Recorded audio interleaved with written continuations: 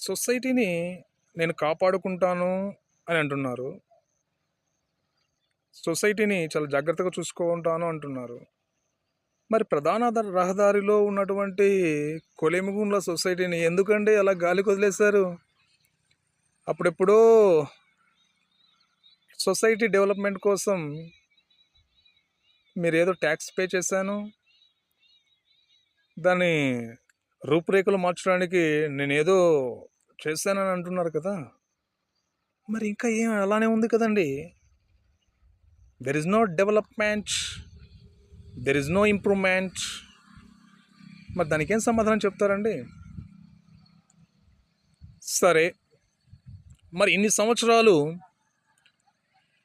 Rent కట్టకుండా ఉన్నటువంటి వ్యక్తులను మీరెలా అక్కడ కొనసాగించేలా చేస్తున్నారు?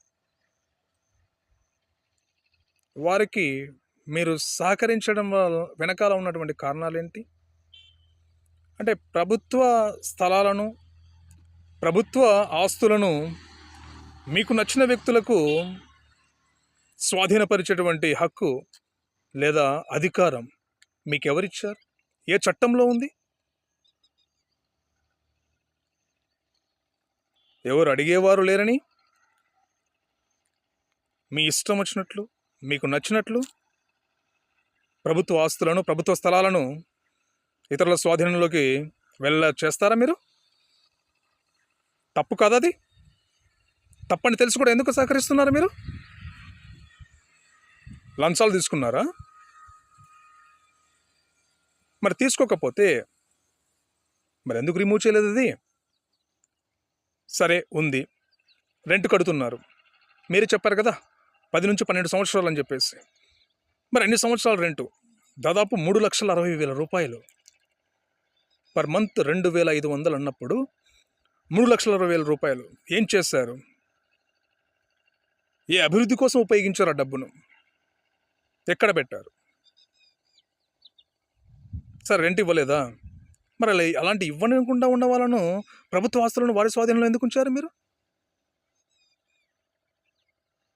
వీటికి కంపల్సరీగా మీరు సమాధానాలు చెప్పాల్సిందే. ఇప్పుడు ఒకరిని చూసి ఇంకొకరు నేర్చుకోరా? ఇంకొకరు స్వాధీనం చేసుకోరా? దట్టు కొలిమిగుండ్ల గ్రామస్తులు కాదు, నివాసులు కాదు, వాళ్ళ చిరునామా ఇక్కడ కాదు. అంటే కొలిమిగుండ్లలో ఉన్నటువంటి అధికారుల నిర్లక్ష్యమా, లేదంటే కనుక వారి చేతగానితనమా?